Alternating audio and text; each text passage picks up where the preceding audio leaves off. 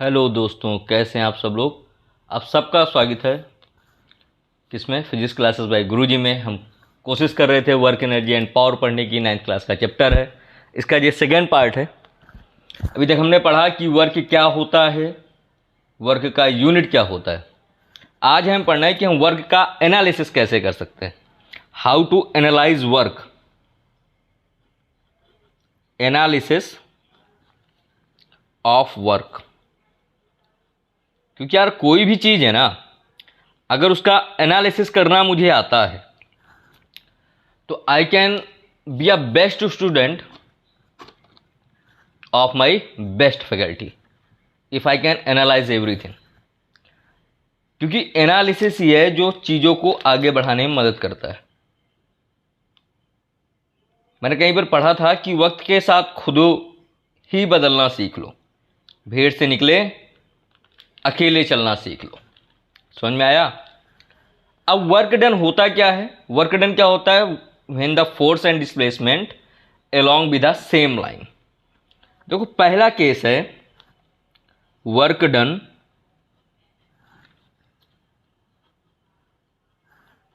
When force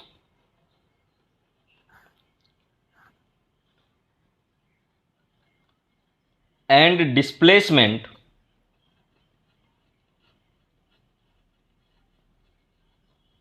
when force and displacement are along same line।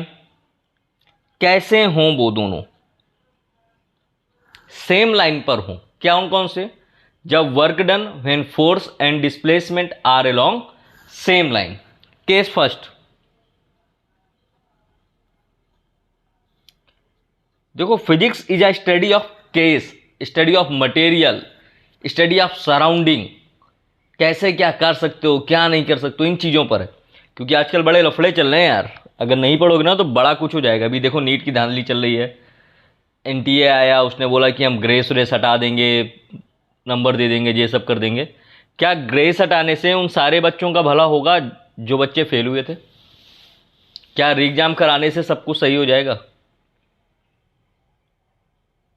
मेरी तो एक ही दरख्वास्त है, please please please make a committee who analyze NTA's work and work for a student। देखो case first क्या है, work done by force, work done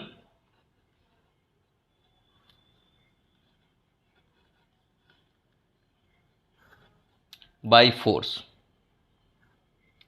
जब कोई फोर्स वर्क डन कर रहा है तो क्या होगा, इस कंडीशन में जो डायरेक्शन फोर्स की है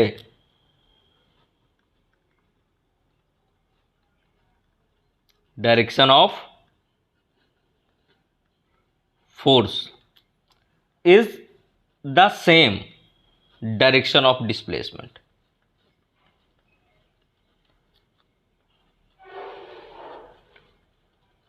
कब है ये, जबकि वर्क डन बाई फोर्स हो, वर्क डन अगेंस्ट फोर्स ना हो, वर्क डन बाई फोर्स होगा तो जो फोर्स की डायरेक्शन है वो डिस्प्लेसमेंट के डायरेक्शन के इक्वल होगी। केस सेकेंड देखते हैं बेटा,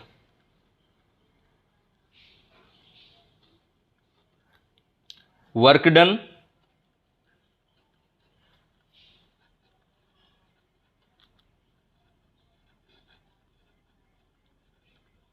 अगेंस्ट द फोर्स। फोर्स कहीं लग रहा है, वर्क डन कहीं हो रहा है, तब क्या कंडीशन होगी। मतलब ये हुआ कि अगर मैं किसी बॉडी पे फोर्स इस डायरेक्शन पे लगा रहा हूं,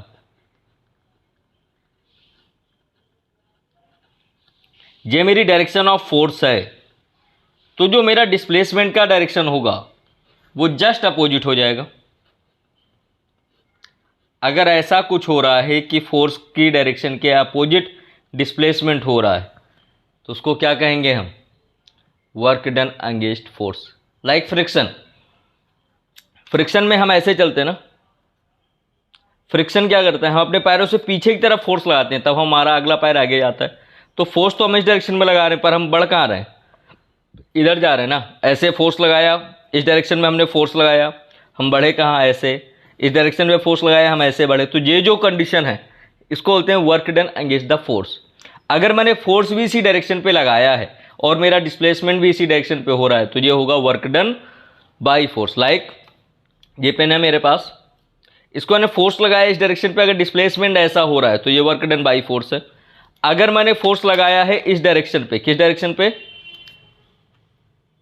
फोर्स लग रहा है मेरा इधर, किधर, जिस साइड मेरी फिंगर जा रही है, ये फोर्स की डायरेक्शन है, और डिस्प्लेसमेंट किधर हो रहा है, इधर हो रहा है। तो ये जो डायरेक्शन है ये फिंगर फोर्स की डायरेक्शन को रिप्रेजेंट कर रही है, थंब डिस्प्लेसमेंट की डायरेक्शन को। अगर फोर्स मैंने इधर लगाया, डिस्प्लेसमेंट इधर हो रहा है, अपोजिट हो रहा है, तो ये क्या होगा, हमारा वर्क डन अगेंस्ट फोर्स होगा। दोनों चीज़ें क्लियर हैं। केस थर्ड में आते हैं। केस थर्ड क्या है, work done against the gravity. Gravity के अपोजिट वर्क डन करना है। केस थर्ड अच्छे से समझ लेना सारी चीज़ें, क्योंकि कल इसके न्यूमेरिकल कराऊंगा मैं, कल जो नेक्स्ट लेक्चर होगा मेरा।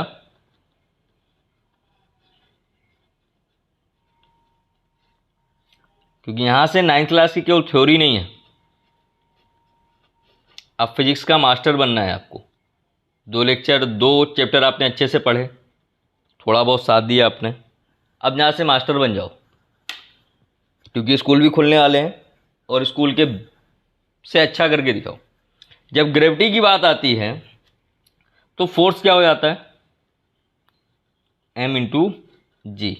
तो वर्क डन क्या हो जाएगा, अगर डिस्प्लेसमेंट h है तो वर्क डन क्या हो गया,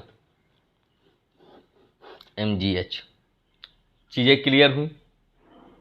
अगर अगेंस्ट द फोर्स हो रहा है तो डिस्प्लेसमेंट और फोर्स की डायरेक्शन विपरीत होगी।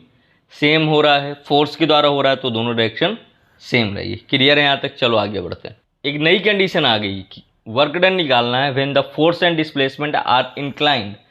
अगर ये सारी चीज़ें इंक्लाइंड है तो कैसे निकालेंगे हम, पहले इंक्लाइंड का मतलब समझ लो कैसे। ये एक मेरे पास बॉक्स था कुछ ऐसा,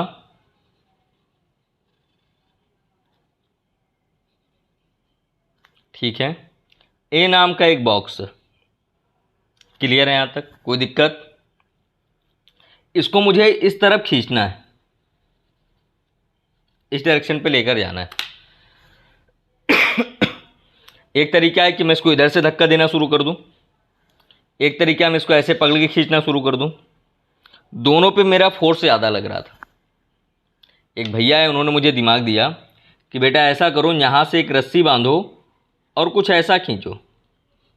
मैंने इसको ऐसा खींचना शुरू किया तो ये जो पार्टिकल था मेरा यहाँ से डिस्प्लेस होते होते इस डायरेक्शन में बढ़ना शुरू हो गया, ऐसे ए जाना शुरू हो गया।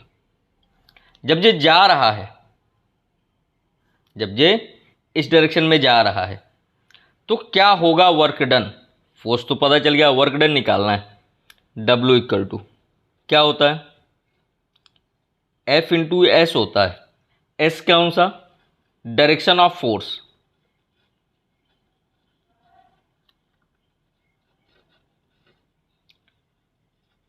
क्या यहां पर इस डायरेक्शन में, इस डायरेक्शन में, एक ही डायरेक्शन में कोई भी फोर्स लग रहा है क्या, नहीं लग रहा है ना, फोर्स तो इंक्लाइंड लग रहा है। तो क्या करेंगे बेटा, कुछ नहीं होगा, यहां से एंगल देखो कितना है। अगर ये एंगल थीटा है तो फोर्स के 2 कंपोनेंट होंगे, एक इस डायरेक्शन में F cos थीटा लगेगा, एक वर्टिकल डायरेक्शन में काम करेगा जिसका नाम होगा F sin थीटा। अब हमें फोर्स का डायरेक्शन मिल गया तो यहां से W इक्वल क्या होगा, F S cos थीटा। अब इस cos थीटा के बेसिस पे टाइप्स ऑफ वर्क अगर निकालने हैं मुझे, types of work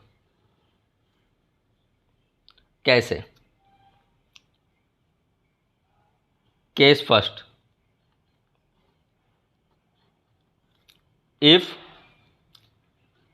theta is 0, अगर थीटा 0 है तो F इक्वल W इक्वल क्या हो जाएगा, एफ इंटू एस। ये जो कंडीशन है ये पॉजिटिव वर्क को डिनोट करती है।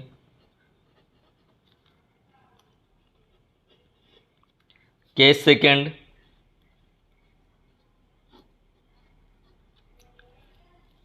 If theta equal to 90 degree then work equal to 0। ये किसको डिपेंड करेगा? 0 वर्क को। केस थर्ड,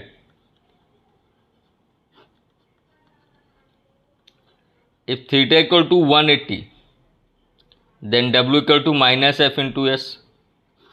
ये किसको डिनोट करेगा? निगेटिव वर्क को। तो वर्क कितने टाइप का हुआ? 3 प्रकार का, पॉजिटिव, निगेटिव और 0। क्लियर है? पॉजिटिव मतलब work done by force, negative मतलब work done against the force, 0 मतलब when the force and displacement are inclined to each other with 90 degree. ये केस होते हैं। अब इसके आगे हम करेंगे इसके numerical, work energy and power, यानी कि वर्क के सारे न्यूमेरिकल करेंगे। मैं आशा करता हूं कि आपको मेरा ये वीडियो पसंद आया होगा। अगर पसंद आया है तो प्लीज़ मेरे चैनल को लाइक करें, शेयर करें एंड सब्सक्राइब करें और मुझसे जुड़े रहें। मिलते हैं नेक्स्ट टॉपिक पे, नेक्स्ट वीडियो में। तब तक के लिए जय हिंद, जय भारत।